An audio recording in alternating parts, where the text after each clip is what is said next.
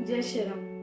किसी ने बड़ी ही अच्छी बात कही है कि अगर सुंदर चेहरा देखना है तो ना आईने की जरूरत है और ना ही किसी सुंदर शक्ल की जरूरत है।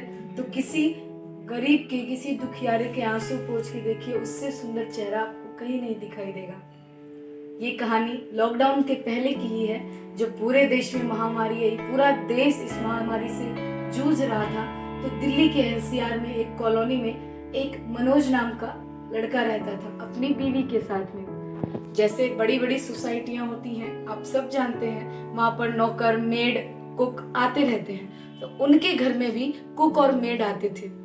जैसा कि लॉकडाउन था तो सब परेशान हो गए थे, वो भी परेशान थे कि सैलरी कैसे दें, क्योंकि खुद की भी इनकम नहीं हो रही थी। उन दोनों ने कुक और मेड को वहां से हटा दिया कि आप लोग तब तक मत आइए जब तक लॉकडाउन है, और वो लोग उसी दिन वहां से चले गए। पूरे देश महामारी से गुजर रहा था, सबके घर में परेशानियां थी। एक दिन मनोज और उसकी बीवी बैठ करके बात कर रहे थे। बीवी ने कहा कि हमें कुक और मेड को वापस बुला लेना चाहिए, वो तो हमसे भी गरीब हैं, वो कैसे अपना खर्चा चलाएंगे, और ना आ सके तो कम से कम उनकी सैलरी तो दे ही दें, ये हमारा कर्तव्य बनता है, और किसी की मदद ना कर सके तो।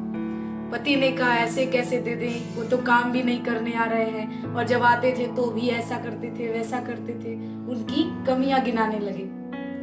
थोड़े दिन बीता और आया लॉकडाउन 2.0, यानी 14 अप्रैल को फिर से हमारे माननीय प्रधानमंत्री जी ने अनाउंसमेंट किया कि अब लॉकडाउन सिर्फ 1 महीने का नहीं, 3 महीने और बढ़ा दिए गए, यानी 3 मई तक।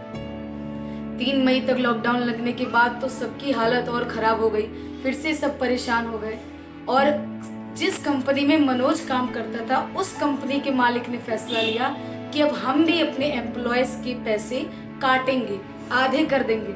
और जब ये बात मनोज को पता चली तो उसको सबसे पहले अपने कुक और मेड का चेहरा ध्यान में आया कि मैंने भी उनके साथ ऐसा किया, उनको कैसा लगा होगा। उसने तुरंत फोन करके उन दोनों को कहा कि मैं आपकी पूरी सैलरी दे रहा हूँ, और किसी भी चीज की जरूरत हो तो आप बेहिचक मुझसे कहिएगा।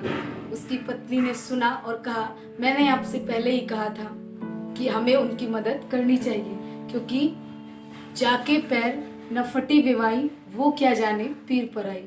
तो इसीलिए अगर कोई भी आपके आसपास आज भी मानते हैं कि सब सुधर चुका है, थोड़ा बहुत सही है, पर अभी भी बहुत ऐसे लोग हैं जिनको ज़रूरत है आपकी, हमारी, तो आप उनकी मदद करिए, सहायता करिए, और स्वस्थ रहें, मस्त रहें, घर पे रहिए। जय श्री राम।